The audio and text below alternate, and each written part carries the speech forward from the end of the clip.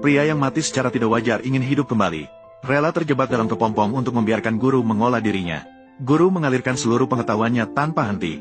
Dimasukkan ke dalam tubuh muridnya untuk berbalik melawan takdir. Kecepatan aliran waktu dalam kepompong ini adalah puluhan kali lipat dari dunia luar.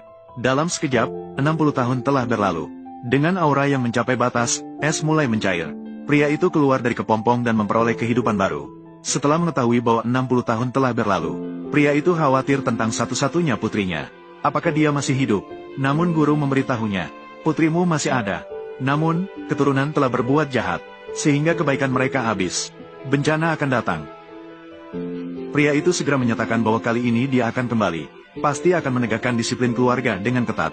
Namun, saat dia baru kembali ke kampung halaman, dia bertemu seorang wanita cantik yang sedang dibuli oleh orang jahat. Setelah berbicara dengan kedua belah pihak, pria itu baru mengetahui, ternyata tuan muda keluarga Ye menyukai wanita itu.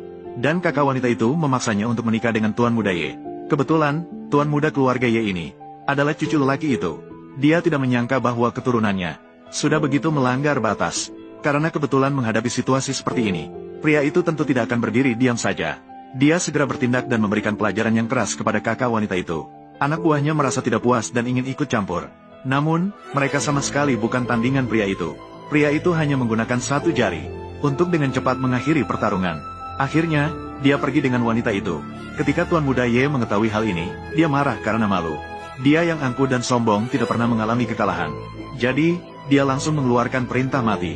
Dia ingin melihat wanita itu di pesta pewarisan keluarga besok. Jika tidak, akan ada konsekuensi yang harus ditanggung. Sementara itu, pria itu mengantar wanita itu ke hotel dan membantunya mengatasi racun. Demi keamanan, dia bahkan menjaga semalaman. Selama itu, dia juga mengeluarkan ruhnya untuk mencari anak perempuannya. Saat ini nyonya tua sudah hampir habis tenaga. Ayah, benarkah itu kamu?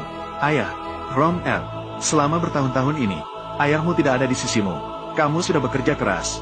Tidak keras, mengingat putri yang telah berjuang selama bertahun-tahun. Sendiri mengembangkan keluarga, pria memberinya sebuah pil emas, yang bisa membantunya sementara untuk memulihkan energi. Dan memerintahkan agar semua anggota keluarga harus hadir semua.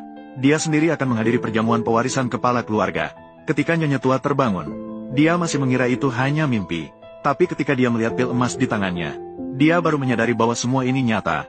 Karena ayah telah memutuskan untuk kembali ke keluarga. Nyonya tua memutuskan untuk menyerahkan posisi kepala keluarga kepadanya. Maka segera diadakan rapat keluarga, bersiap untuk mengumumkan hal ini. Tapi cucu besar tidak bisa duduk tenang. Karena nenek jelas sudah mendekati akhir hayat, tapi sekarang wajahnya berseri-seri dan semangatnya tinggi.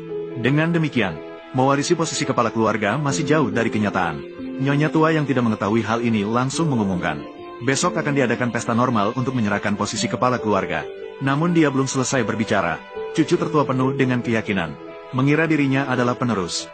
Bahkan langsung menyatakan, dia pasti akan mengembangkan keluarga di masa depan. Akhirnya pergi dengan bangga dan anggun bersama ayahnya. Membuat nyonya tua terlihat bingung. Keesokan harinya setelah wanita itu bangun, mengira dirinya berhasil menghindari bencana. Siapa sangka kakaknya menelepon lagi, memberitahunya untuk menghadiri pesta keluarga Ye. Jika tidak, akan memutuskan hubungan dengannya.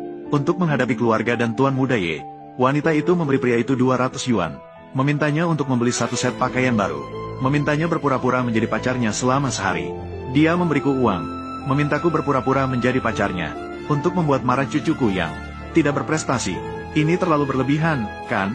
Namun ketika wanita itu tiba di keluarga Ye, ayah dan kakak langsung menyerahkan dia. Diserahkan kepada tuan muda Ye, memaksanya untuk menikah dengan tuan muda Ye hari ini.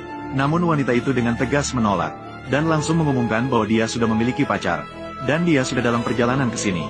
Tuan muda Ye mendengar itu marah karena malu. Dia yang kasar dan tidak masuk akal, bahkan ingin mempermalukan wanita itu di depan semua orang.